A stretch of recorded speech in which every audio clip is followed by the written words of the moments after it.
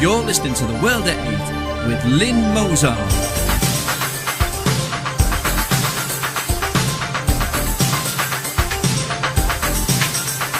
The World at 8, the number one in nationalist news.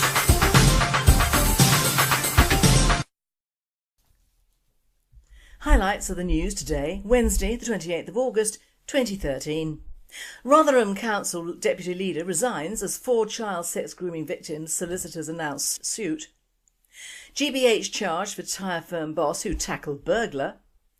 Violent repeat offender can't be deported because it would violate his human rights. Leftists assault German anti-Euro party leader.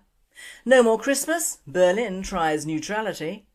Frightening 73% of Spanish under 30s live with their parents.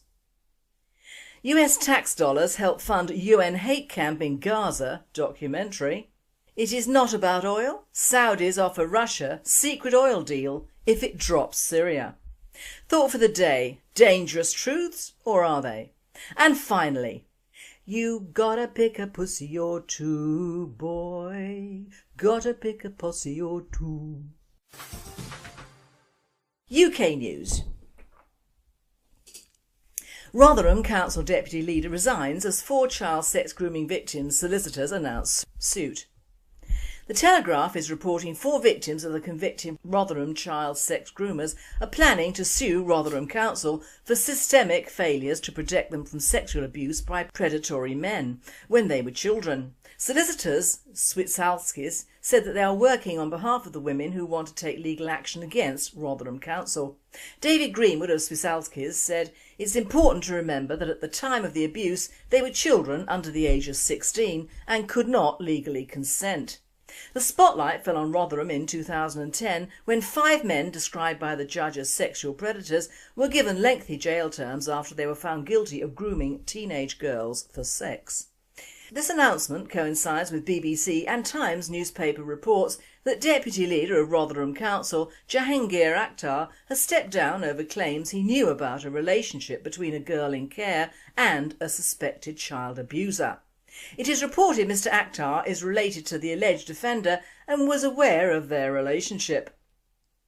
His decision to resign follows the publication of one woman's account of being allowed contact with the alleged abuser from 1999 when aged 14. Mr Akhtar said he was resigning out of courtesy. He denies the claims. World at 8 says, of course, if the Muslim ethnic population is as small as we're told, he knew about this abuse. It is within their communities and probably their own families, which is why it has remained unreported for so long. 30 years is a long time to create a climate of sexual grooming and abuse. Grievous bodily harm charge for tyre firm boss who tackled burglar. Businessman Andrew Woodhouse, 43, who confronted a burglar raiding his premises, appeared in court yesterday accused of attacking him. He was chasing thieves off his property when he claims one of them came at him with a wooden stick. It appears Woodhouse relieved the criminal of the stick and then allegedly used the stick to injure the man's legs before holding him down while his wife called the police. But when the officers arrived, they arrested Woodhouse and held him in a cell for 18 hours. He appeared at Newport Crown Court Friday 23rd of August, charged with grievous bodily harm with intent, which has a maximum sentence of life imprisonment. Mr Woodhouse employs 6 staff, including 2 of his sons, at the family business, which was set up 20 years ago. His firm have lost £15,000 in recent years to thefts of diesel and tools. 2 fuel thieves who stole £50 of diesel from Woodhouse's premises on the night of the alleged assault have been dealt with in court. Timothy Cross, 31, and Kevin Green, 52, took 2 jerry cans of diesel from Woodhouse's tyre depot in Abergavenny. Cross and Green both admitted theft and were fined £75 by the Quimbran magistrates. World at 8 states, it's all beyond belief that the thieves get the consideration and the victim gets the arrest. This simply would not happen in a country overrun with diversity and human rights. Violent repeat offender can't be deported because it would violate his human rights. A foreign criminal jailed for a series of violent attacks cannot be deported because it would violate his human rights, it's been ruled. Sanel Sabaz, A Bosnian who now lives in Hertford came to Britain as a child in 1993. Since 2005 he has committed a string of offences including common assault, handling stolen goods, theft, public order offences and assaulting the police. But he has now been told he can stay indefinitely after he brought a legal challenge under Article 8 of the European Convention on Human Rights, which protects the right to private and family life. His lawyers argued that if he was sent back to Bosnia it would separate him from his parents' brother and cousin, who are also in Britain, which would breach his rights. Last night critics said that the ruling by a judge in the Immigration and Asylum Chamber reinforced the need for urgent reform of immigration laws. World at 8 says, of course we're all soft on the Muslim Bosnians now due to all the misinformation over the Bosnian war, so this guy and his family will get away with murder. In fact, I am against families being separated, so send them all back to Bosnia, as it's now virtually open season on Christians out there. European news. Leftists assault German anti-Euro party leader. Bernd Lucke, the leader of the German anti-Euro party, was assaulted and knocked to the ground by far-left activists during a rally in Bremen, according to his Alternative for Germany AfD party. The police reported having arrested 3 of the 25 hooded youngsters who carried out the assault after having stabbed a campaign worker and attacked 16 supporters of the anti-Euro party with pepper spray. It's an intolerable assault on the democratic process that violent activists disturb peaceful AfD election events, which has echoes of the Weimar Republic, the AfD leader wrote in a statement. World at 8 states, ever since Marx reared his ugly head, nationalists and patriots have been under threat. No more Christmas. Berlin tries neutrality. Will Berlin cancel Christmas this year? Germany's multicultural capital is experimenting with religious neutrality to make all its residents feel more at home. Deutsche Welle Louise Osborne is all for it. It may be too early to start talking about Christmas in August unless you work in the chocolate industry, but as summer slowly eases into fall, it is already cropping up in casual conversation as plans are being made. That's not because people are particularly looking forward to the festive season. Personally, I'm hoping to stave off winter as long as possible with an Indian summer. But it is nevertheless now occupying the thought of Kreuzberg Friedrichstein's district officials due to a row over religious terms such as Christmas, when referring to the annual winter markets that are legendary well beyond Germany's borders. It seems that some in Berlin's more alternative district have chosen to refer to the Weihnachtsmarkt, Christmas markets, taking place in the neighbourhood under the more neutral and non-religious term of Winterfest, Winter Festival. World at 8 states. And I thought that Christmas in Germany was a real celebration, like in the US. Apparently not. Frightening 73% of Spanish under 30s live with their parents. Prolonged recession and record unemployment rates are forcing 72.9% of Spaniards aged under 30 to live with their parents, according to a new study by the Youth Council of Spain, CJE. With 55% youth unemployment against an overall jobless rate of 26%, 8 out of 10 people aged under 30 are financially unable to fly the nest, according to the study released by CJE's Observatory on Emancipation. Those who do have jobs are often paid so little they can't afford to buy or rent starter homes, the study showed. Based on current average salaries and real estate prices, a 30 to 40-year-old in Spain can only realistically afford an average rental in the provinces of Extremadura and Castilla-La Mancha. This in spite of an estimated 800,000 empty residential units left behind by a speculative real estate bubble. What this adds up to, says Lopez and Suarez, is that young people are being almost systematically expelled from the real estate market. World at 8 comments, I wonder if in Spain their immigrants rate higher in the housing market than these youngsters, which is the case in the UK. We don't look after our own, just strangers. World news. US tax dollars help fund UN hate camp in Gaza. A camp instructor at a UN-affiliated youth camp in Gaza tells kids it's their duty to take back Israel.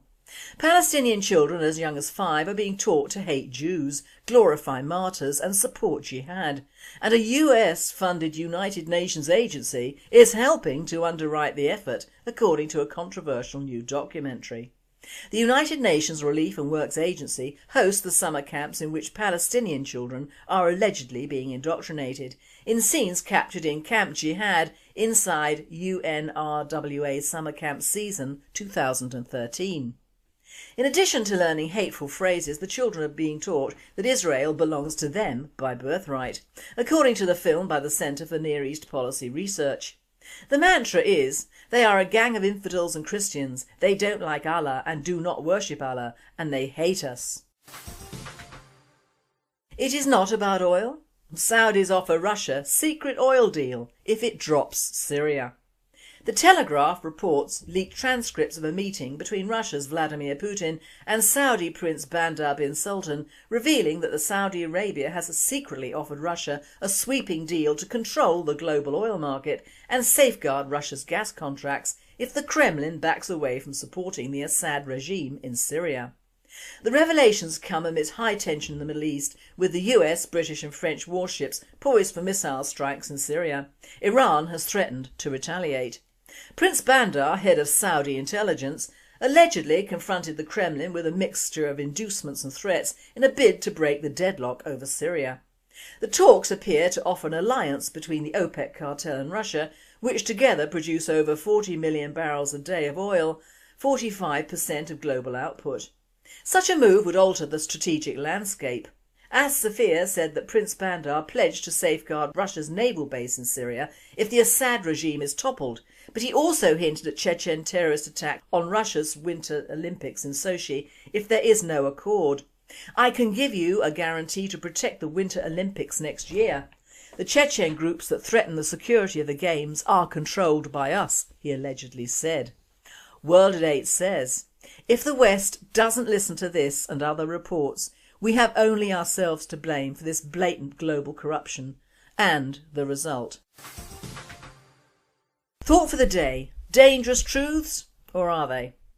I know I've been banging on about misinformation and media lies for some years, but nowhere is this more apparent now with President Assad fighting the good fight for his country, Syria.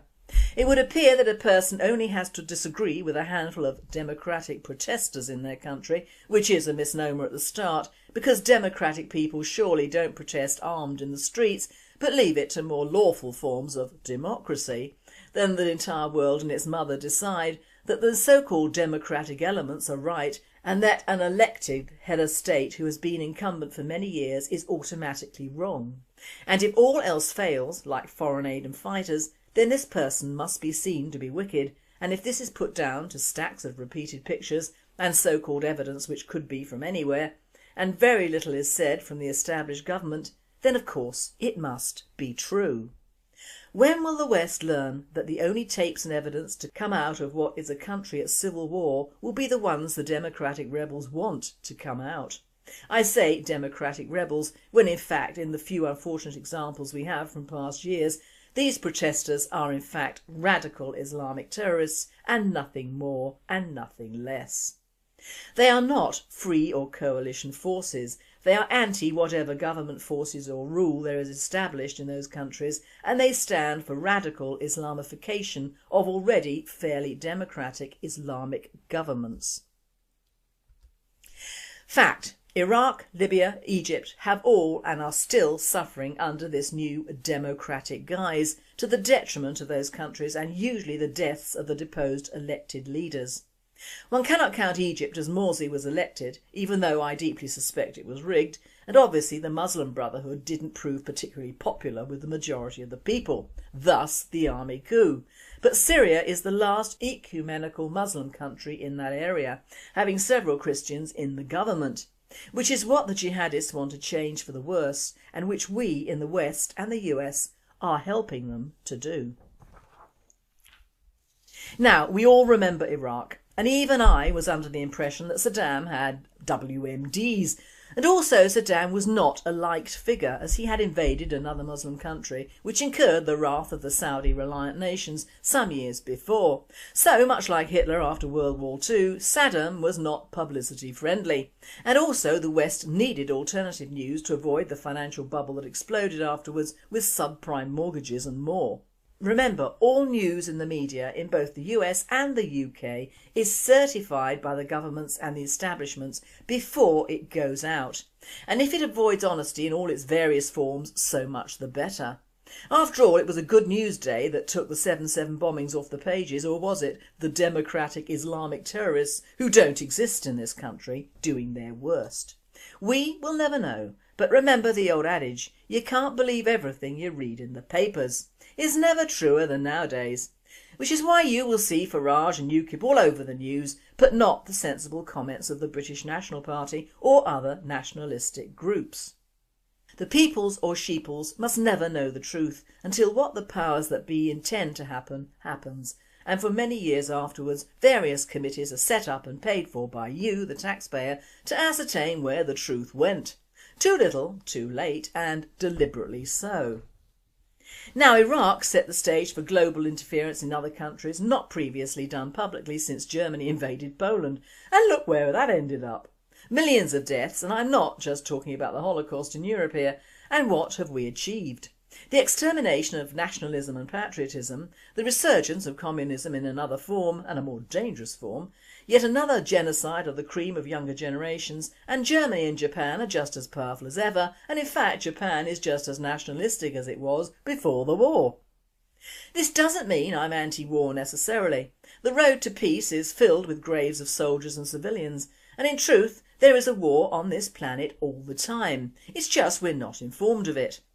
I am anti the misinformation leading to wars and the excuses used by various governments to cross the red line to openly interfere in another nation's problems. And I use the word interfere, not solve, not help, but frankly make yet another photo-fit fuck-up of yet another country for years to come, and usually very expensive ones, both in the cost of rebuilding these countries or the cost to us in the UK of the inevitable spike in immigration from those places. Now, the one whine that Muslims have all over the world, which apparently justifies them bombing the bollocks off anyone in the West, is that we kill Muslims in their own countries. And to some extent this is true, but only to a very small extent, and I will elaborate on that point. It is a case of if the shoe fits, and the first thing to acknowledge is that if these countries did not have oil and other valuable resources, even down to opium and other drugs, the UN, the US and the UK wouldn't touch them with a barge pole with a French letter at the end.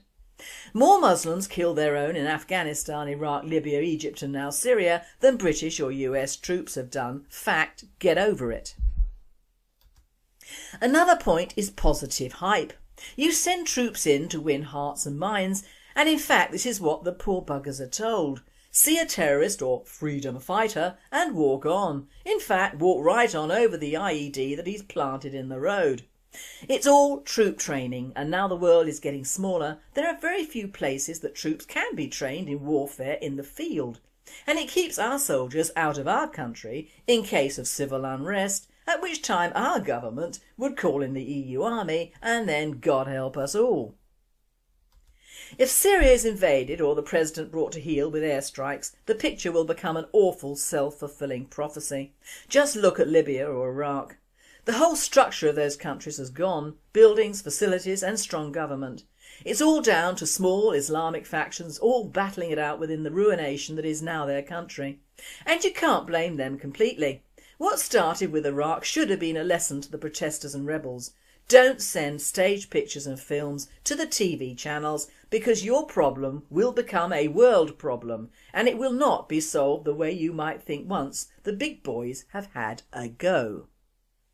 Afghanistan is a ruin, and as soon as the Western troops go it will revert to fundamental Islam, and with the money that Pakistan has acquired through fear from the West of the so-called terrorist problem it is fighting, they will join together to form a large Islamic state. And remember that Pakistan, along with India, has enough money to fund an atomic strike, and I personally wouldn't give either of these nations a toy gun to play with, let alone a nuclear arsenal. These two divided religious countries could outplay the Middle East, and remember that parts of India are joined to Tibet and through to China, not a happy thought. Now, William Hague, who suddenly found a lot to say over Syria, is a perplexing person. Frankly, I don't believe he was born in the normal manner. I think he was formed in a petri dish and delivered in his embryonic state direct to government. My nickname for him is Mr. Fetus. Perhaps the Syrian debacle is a remedy for his hitherto former supposed demise, or whatever, but if I don't stop seeing his visage on the TV, I'll shoot the man myself. Does he really think that even the sheeples or the people covered in ennui in this country believe the words that come out of his mouth? As for Obama, well, he has done pretty well in the very new part he plays for a half-caste son of a Kenyan to be elected to the highest place in America because they couldn't find a decent man of colour born in America of slave stock that could satisfy the black vote, so they imported one. But his political and religious leanings are dubious, and if in doubt watch various clips of his wife, who is full black and US born from slave stock and has every chip on her shoulder imaginable. She dislikes the US and white Americans and it would seem doesn't share her hubby's Islamic views, or maybe she does. Obama does seem very keen to invade or help the Syrian people to overthrow Assad, perhaps because Assad is not anti-Christian or anti-white. It was Obama who formed the Red Line Brigade, to which the UN and the UK are familiarising themselves now, Assad having apparently crossed the Rubicon. Now neither they, you or I know who carried out these so-called chemical attacks, but remains of sarin gas have been found in the so-called rebel strongholds, and I would think that if the President's men had organised it, they would have enough brainpower and capabilities between them not to muck it up. It, if it was sarin, was diluted, and there seems to have been a good many survivors who have been pictured and repictured to perpetuity, and boredom levels not previously reached with Saddam's killing of the Kurds, to realise that although the numbers apparently killed have reduced somewhat from the thousands to hundreds, it still rankles that they are mainly children and babies, which points to either deliberate rebel tactics or a ghastly mistake, the blame which they will directly lay at the door of President Assad. There is more than one way to skin a cat, and like Pearl Harbor, one can always find an excuse to go to war. I hope this doesn't happen, mainly because I have a lot of respect for the President Assad. At least he is Syrian, unlike Obama, who is not a true American despite all the blather about everyone being sons of immigrants claptrap. Assad knows his country, and it would be an angel who could rule any Muslim state, or indeed any state, without secret police, prisons and a firm hand. We all know what happens in countries who ignore this fact of life and try to install democracy and fairness to the people. It simply doesn't work. Revolutions ostensibly for the good of the people don't work. Bad revolutions, and where the interests of fundamentalist religious views lay, do not work. Just see Baghdad now and Lebanon now compared to what they were. Other countries you can see this are Lahore in Pakistan and Cairo in Egypt, also Tripoli in Libya. All these cities were lovely at one time, but now the full force of Islamic virtues and Sharia have been perpetrated on them, and the result? Chaos, ruination, death, destruction and divided cities. So in one way Muslims are right in saying that Western interference is wrong, but they are not saying it for the right reasons. Islamic terrorists want us to interfere. It will destroy the forces they need us to destroy and give them open season on the Western world. It will also give the wrong people the upper hand in those countries whose leaders tried to keep them in prison or at bay. It will also open up the floodgates for the pro-immigration lobby for thousands more Muslims to come to the West, as their countries have been made uninhabitable for the most part by their own stupidity and our ignorance. I echo Russia's warnings on Syria. Leave alone. It isn't the first time the West will be taken in and made use of, and when it boils down, who actually cares about these deaths? It sounds tough, but if Muslims can allow fellow Muslims to kill their own young for an ideological reason, why should we care? Why should the world care? The world has enough problems of its own. We don't need to share. Beware and keep out should be the media message. And finally, you gotta pick a pussy or two, boys, you gotta pick a pussy or two. Minnesota's Internet Cat Video Festival returns for 2013. Reaffirming America's continued presence in the cultural apex, the second annual Internet Cat Video Festival gets underway in Minnesota tomorrow. Once enjoyed on the privacy of a home computer or during a work break, the humble viral cat video has been elevated to a public art form. Festivals have sprung up in the US celebrating the genre, and this week sees the best feline stars honoured at Minnesota's State Fair, which is taking place between August the 28th and September the 1st. While light-hearted in tone, this 5-day cat extravaganza is at the forefront of a movement that harnesses the energy of humans' fascination with technology and pets, and celebrates their power to unite all peoples in appreciation of their antics. Along with the mirth provided, cat videos can be big business too. The animated short film called Niam Cat has been watched over 1 million times since it was posted on YouTube in 2011. It was created by illustrator Chris Torres, who recently took Warner Brothers to court over their alleged unlicensed use of the meme.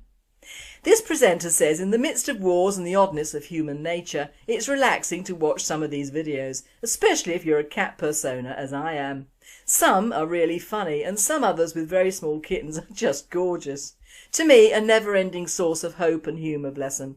Cats rule in my book, and let's face it, could they do any worse than us?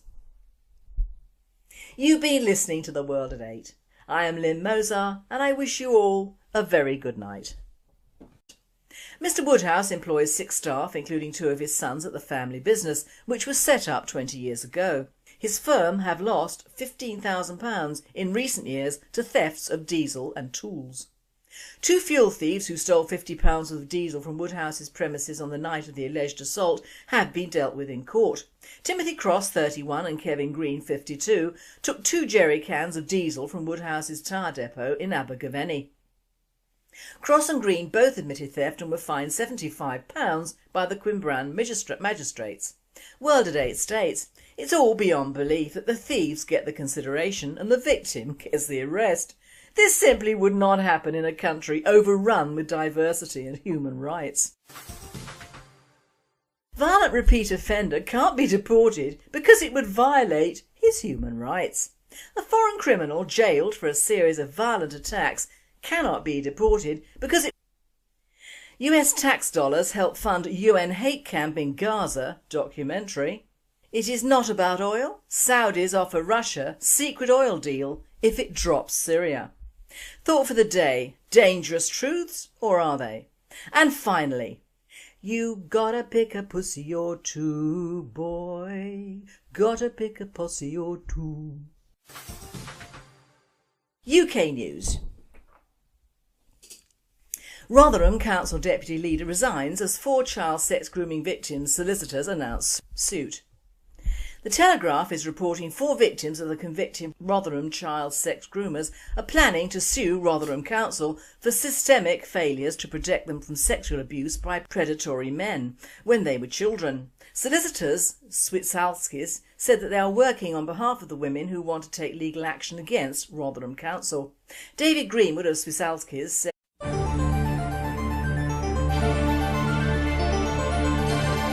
You're listening to The World at 8 with Lynne Mozar.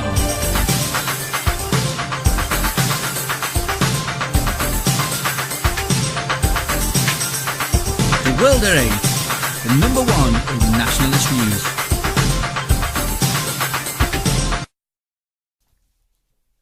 Highlights of the news today, Wednesday the 28th of August 2013. Rotherham Council Deputy Leader resigns as 4 child sex grooming victims' solicitors announce suit. GBH charged for tyre firm boss who tackled burglar.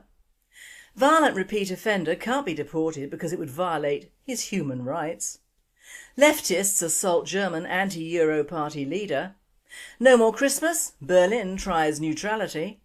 Frightening 73% of Spanish under 30s live with their parents. Ethnic population is as small as we're told. He knew about this abuse. It is within their communities and probably their own families, which is why it has remained unreported for so long. 30 years is a long time to create a climate of sexual grooming and abuse. Grievous bodily harm charge for tyre firm boss who tackled burglar. Businessman Andrew Woodhouse, 43, who confronted a burglar raiding his premises, appeared in court yesterday accused of attacking him. He was chasing thieves off his property when he claims one of them came at him with a wooden stick. It appears Woodhouse relieved the criminal of the stick and then allegedly used the stick to injure the man's legs before holding him down while his wife called the police. But when the officers arrived, they arrested Woodhouse and held him in a cell for 18 hours. He appeared at Newport Crown Court Friday 23rd of August, charged with grievous bodily harm with intent, which has a maximum sentence of life imprisonment. It's important to remember that at the time of the abuse they were children under the age of 16 and could not legally consent. The spotlight fell on Rotherham in 2010 when 5 men described by the judge as sexual predators were given lengthy jail terms after they were found guilty of grooming teenage girls for sex. This announcement coincides with BBC and Times newspaper reports that Deputy Leader of Rotherham Council, Jahangir Akhtar, has stepped down over claims he knew about a relationship between a girl in care and a suspected child abuser. It is reported Mr Akhtar is related to the alleged offender and was aware of their relationship. His decision to resign follows the publication of one woman's account of being allowed contact with the alleged abuser from 1999 when aged 14. Mr Akhtar said he was resigning out of courtesy. He denies the claims. World at 8 says, of course, if the Muslim